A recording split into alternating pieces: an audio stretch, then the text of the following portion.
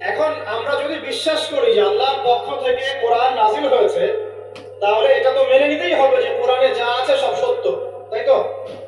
আল্লাহ পাক কি মিথ্যা বলতে পারেন? নাউযুবিল্লাহ। এখন কোরআন এবং হাদিসের অনেক বিষয় আমরা প্রমাণ করতে সক্ষম হই আমাদের ক্ষুদ্র জ্ঞানে। আবার এমন অনেক বিষয় আছে যেগুলো আমরা আমাদের ক্ষুদ্র জ্ঞানে প্রমাণ করতে পারি না। যেমন ফেরেশতার অস্তিত্ব কি আমরা প্রমাণ করতে পেরেছি? আপনি কি ল্যাবে প্রমাণ করতে পারবেন? জিন জাতির অস্তিত্ব আমরা কি চোখে দেখে প্রমাণ করতে পারবো? কবরে আযাব দেওয়া হয়, আপনি কি এটা দেখে প্রমাণ করতে পারবেন? রূহ বা আত্মা বলে কিছু আছে আমাদের দেহের মধ্যে, এটা কি আপনি প্রমাণ করতে পেরেছেন? অনেক সময় মুমিন ব্যক্তি স্বপ্ন দেখে এবং স্বপ্নগুলো সত্য হয়, হয় কি না? এবং হাদিসে এসেছে শেষ জামানায় মুমিন ব্যক্তির স্বপ্ন কিন্তু সত্য হবে বেশি বেশি।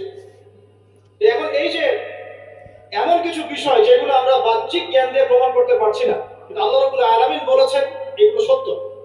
আমরা চোখ বন্ধ করে বিশ্বাস করি কিনা? বিশ্বাস করেন কিনা? জান্নাত দেখেছেন? জাহান্নাম দেখেছেন?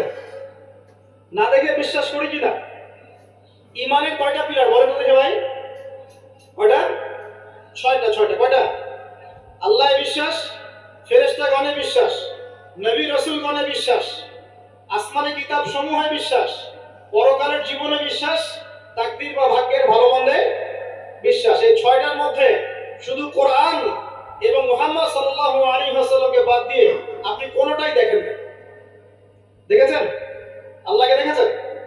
ফেরেশতা মণ্ডলী, আগের আসমানি কিতাবগুলো, মুহাম্মদ সাল্লাল্লাহু আলাইহি ওয়াসাল্লামকে সাহাবীরা দেখেছেন, আপনি কি দেখেছেন? আগের নবী রাসূলদেরকে দেখেছেন? পরকালের জীবন দেখেছেন? তাকদীর বা ভাগ্যের ভালো মন্দ দেখেছেন? এই যে না দেখে যে আমরা বিশ্বাস করছি, এটার নাম হচ্ছে গায়েবে বিশ্বাস। কিসে বিশ্বাস?